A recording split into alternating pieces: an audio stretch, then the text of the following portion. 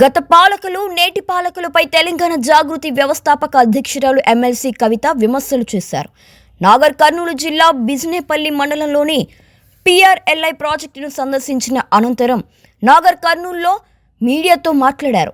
CM Revanth Reddy education irrigation పేరుతో diversion, corruption politics చేస్తున్నారని విమర్శిస్తున్నారు. ఇష్టం వచ్చిన వ్యాఖ్యలతో కేసీఆర్పై ప్రతిపక్షాలపై మాట్లాడడం ఒకటే పనిగా పెట్టుకున్నారని అంటున్నారు. 4,300 కోట్ల రూపాయల PRLIకి ఇచ్చారని కూడా సీఎం అంటున్నారు. కానీ తట్టెడు మట్టి కూడా ఎత్తలేని దుస్థితి అని విమర్శించారు.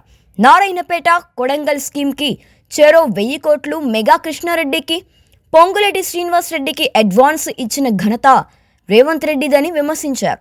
అడ్వాన్స్ కల్చర్ బీఆర్ఎస్ పార్టీలో ఏనాడూ లేదు, కాంగ్రెస్ వచ్చాకే ఈ కల్చర్ మొదలైందని ఆరోపించారు. అప్పటి ఇరిగేషన్ మంత్రి Harish Rao Elluru open pump హౌస్ను under గ్రౌండ్గా మార్చిన ఘనుడని విమర్శించారు. ఈ పంప్ హౌస్లో బ్లాస్టింగ్ వల్లే కల్వకుర్తి ప్రాజెక్టులోని 3వ మోటార్ ఎగిరిపోయిందని కూడా ఆరోపిస్తున్నారు. దీంతో 5వ మోటార్ కూడా పనిచేయడం లేదు. ఇదంతా హరీష్ రావు నిర్వాకం కాదా అని ప్రశ్నించారు. వట్టెం రిజర్వాయర్ కోసం చెరువుల మట్టి తెచ్చి రిజర్వాయర్ కట్టారు. కానీ నల్లమట్టి కోసం తీసుకున్న 9 ఎకరాల భూమి కాంట్రాక్ట్ చేతుల్లోకి వెళ్లలేదని ప్రశ్నించారు. నల్లమట్టి కోసం తీసుకున్న 900 ఎకరాల తక్షణమే సీఎం రైతులకు ఇప్పించాలని కూడా డిమాండ్ చేశారు. KLI కింద ఉమ్మడి జిల్లాల్లో 25 లక్షల ఎకరాలకు బదులు కేవలం 6,30,000 ఎకరాలకు మాత్రమే నీరు ఇస్తున్నారని అన్నారు. పాలమూరు రంగారెడ్డి ప్రాజెక్టు ఇప్పటికే కట్టి ఉంటే 90 TMCల నీటిపై హక్కు ఉండేదని చెప్పుకొచ్చారు. కానీ కేవలం 45 TMCల మీద మాత్రమే హక్కుకు రాజీ పరిస్థితి ఏర్పడిందన్నారు. పాలమూరు రంగారెడ్డి ప్రాజెక్టుల్లో తమకు 45 TMCలు చాలని కాంగ్రెస్ ప్రభుత్వం లెటర్ ఇవ్వడం దుర్మార్గమని విమర్శించారు. టీఆర్ఎస్ పార్టీకి సంబంధించి ఇప్పుడు చేస్తున్నటువంటి క్లెయిమ్ ఏంటిదంటే, ఉమ్మడి మహబూబ్ నగర్ జిల్లాలో మేము 6.5 లక్షల ఎకరాలకు కొత్తగా నీళ్ళు ఇచ్చినాం తెలంగాణ వచ్చిన తర్వాత. కరెక్టే, దాంట్లో డౌట్ లేదు. కానీ అసలు మహబూబ్ నగర్ జిల్లా విస్తీర్ణం భారతదేశంలోనే నంబర్ 1 జిల్లా. మన విస్తీర్ణం 30 లక్షల ఎకరాల పైచిలకు ఉండేటటువంటి జిల్లా. అంటే 25 లక్షలు దాదాపుగా పంటలు పండించుకునే భూమిలో ఉండే. ఆ 25 లక్షల పంటలు పండించుకునే భూమిలో తెలంగాణ వచ్చిన ఈ 12 ఏళ్లకు కేవలం 6.5 లక్షల ఎకరాలకు మనం నీళ్ళు ఇచ్చాం. ఇది కరెక్టేనా? దాన్ని మనం ఏమందాం, ఎట్లా చూద్దాం?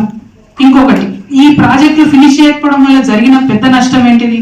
తెలంగాణ వచ్చినాక 12 ఏళ్ళకు కూడా ఆ 45 TMCల 90 TMCల ఇప్పుడు సరే కాంగ్రెస్ బీఆర్ఎస్ లొల్లి పెట్టుకున్న ఆ లొల్లి కోసం పక్కకు పెడితే వాటి మీద హక్కు రాలే. మనం ఒకవేళ ప్రాజెక్టు కట్టేసి ఉంటే హక్కు వస్తుండే.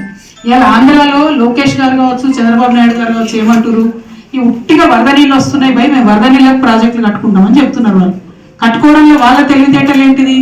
మనం ఎక్కడ వెనుకబడిపోయినాం అంటే, వరద నీళ్ళు పేరు చెప్పి ప్రాజెక్టు కట్టుకుంటే రేపు యాక్చువల్గా ట్రిబ్యునల్లో వాటర్ డిస్ట్రిబ్యూషన్ జరిగినప్పుడు ఏమవుతుంది?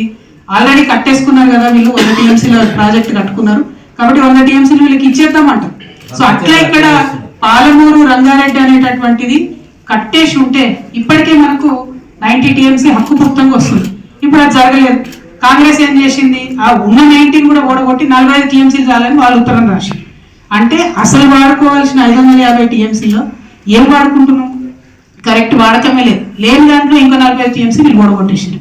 డైరెక్ట్ గా లెటర్ రాసి మాకు 45 TMC చాలు అని చెప్పి ముఖ్యమంత్రి గారు ఈ జిల్లా లిటరల్లీ నాగర్ కర్నూలు జిల్లానే కొండరెడ్డిపల్లి ఆయనకు జన్మస్థానం. ఈ జిల్లా పుట్టినటువంటి బిడ్డ, మొత్తం నేను నల్లమల్ల పులి బిడ్డను, నల్లమల్ల నాదని చెప్పుకునేటటువంటి బిడ్డ ఏం చేస్తున్నారు మీరు? ఉన్నటువంటి పాలమూరు రంగారెడ్డిలో 21 ప్యాకేజీలు ఉంటాయి.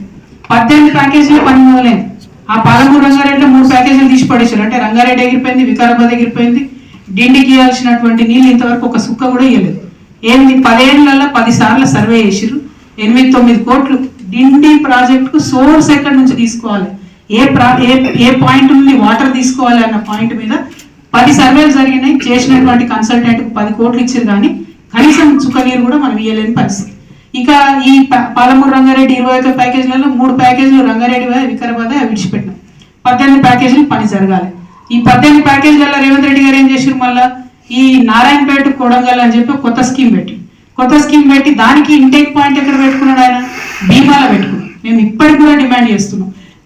గతంలో మనం నారాయణపేటలో కాన్కుర్తికి వచ్చినప్పుడు కూడా చెప్పినాం, మీరు ఇంటేక్ పాయింట్ జూరాలో పెట్టుకుంటే మనకి ఎక్కువ వాటర్ వాడుకునే అవకాశం ఉంటుంది. ఈ జిల్లా బిడ్డ అయ్యింది జూరాలను వాడుకోకుండా, జూరాల నుండి ఎక్కువ నీళ్ళు తీసుకోకుండా భీమా నుండి పెట్టుకొని మళ్ళీ దాన్ని పాలమూరు రంగారెడ్డి లో భాగం చేస్తే ప్రత్యేకమైన లాభం ఏం లేదు. అంటే ఈయన కూడా గురువుని సాటిస్ఫై చేయడానికే పాలమూరు ప్రాజెక్టులను కంప్లీట్ గా పక్కకు పెట్టినట్టు రేవంత్ రెడ్డి గారి విషయం మనకు అర్థమవుతున్నది. సో బీఆర్ఎస్ వచ్చింది, రెండేళ్ళు కాంగ్రెస్ వచ్చిన తర్వాత నీళ్లు రాలేదని అంటలేను నేను. 6.5 లక్షలు వచ్చినాయి, కానీ ఎన్ని ఎకరాలకు రావాలి? 25 లక్షల ఎకరాలకు రావాల్సింది 6.5 లక్షల ఎకరాలకు వచ్చినాయి.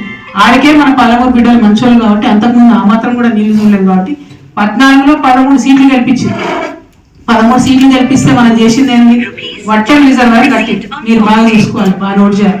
వట్టెం రిజర్వాయర్ కట్టి, ఏ రిజర్వాయర్ కట్టాలన్నా కూడా అందులో మొత్తం ఆ బండులో నల్ల మట్టిని నింపుతారు. వట్టెం రిజర్వాయర్ కింద 900 ఎకరాలు నల్ల మట్టిని తీసుకోవడానికి అప్పచెప్పడం జరిగింది ఆ ప్రాజెక్టు. ఇప్పుడు ఆ 900 ఎకరాలు ట్యాంకులు లేవు, బండి కింద లేవు, ఫ్రీగా బయట ఉన్నటువంటి.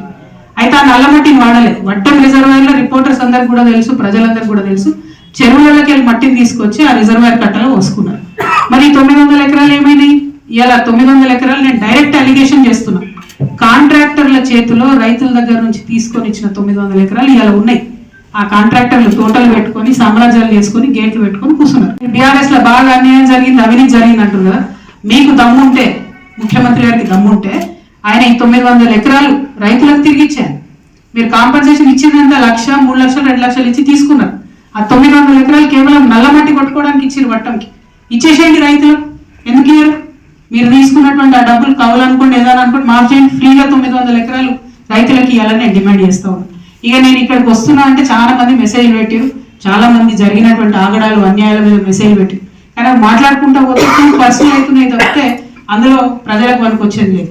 ఈ 900 ఎకరాలు ఒకవేళ మా జాగృతి పోరాటంతో రైతులకు వస్తే న్యాయం జరుగుతుంది కాబట్టి ఇది నేను చెప్తాను.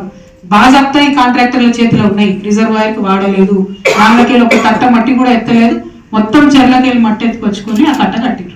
సో అవి ఇవ్వాలని ఒక డిమాండ్ చేస్తుంది. రెండోది, నెక్స్ట్ మేము మెడికల్ కాలేజ్కి ప్లస్ అదే హాస్పిటల్కి వెళ్ళేది. మెడికల్ కాలేజ్ అయితే పెద్ద కథ మీ నాగర్ కర్నూలు చాలా జోకు. 40 ఎకరాల ల్యాండ్ తీసుకున్నారు. ఏమని రాసిరంటే ఆ 40 ఎకరాల ల్యాండ్లో మెజారిటీ అసైన్మెంట్ ల్యాండ్ ఉంది పాపం దళితులది. దళితులంట ముందుకు వచ్చి మా ప్రాంతానికి మెడికల్ కాలేజ్ కావాలి కాబట్టి మేము మీకు రాసిస్తున్నాం అని చెప్పి రాసిచ్చిరంట. అంటే 1 ఏకరు, 1.5 ఏకరు, 1/2 ఏకరు ఉన్నటువంటి రైతులు, అదే తమ జీవనాధారంగా బతికేటటువంటి రైతులు ముందుకు వచ్చి స్వచ్ఛందంగా ఇచ్చేసిరు అని చెప్పి చెప్తున్నారు. కానీ అన్అఫీషియల్ గా జరిగింది మీ అందరికీ తెలుసు. ఆ దళితులు మాట్లాడినా ఏది చేసినా వాళ్ళ నోరు మూయించి పైసలు ఇచ్చి వాళ్ళని నిలగొట్టి తీసుకున్నారు. మరి పెద్ద పెద్దవి చాలా ఉన్నాయి కదా. 40 ఏకర్స్ ల్యాండ్ లేదా నాగర్ కర్నూలు చుట్టుముట్టు ఉండగా దళితుల భూములు తీసుకుని దౌర్జన్యంగా మెడికల్ హాస్పిటల్ కట్టిరు. హాస్పిటల్ ఫినిష్ అయింది, కాలేజ్ ఫినిష్ అయింది. కాకపోతే దళితులకు మాత్రం అన్యాయం జరిగింది. అసైన్మెంట్ ల్యాండ్ అంటేనే ప్రభుత్వం ఇచ్చేది వాళ్ళ జీవనాధారం కోసం.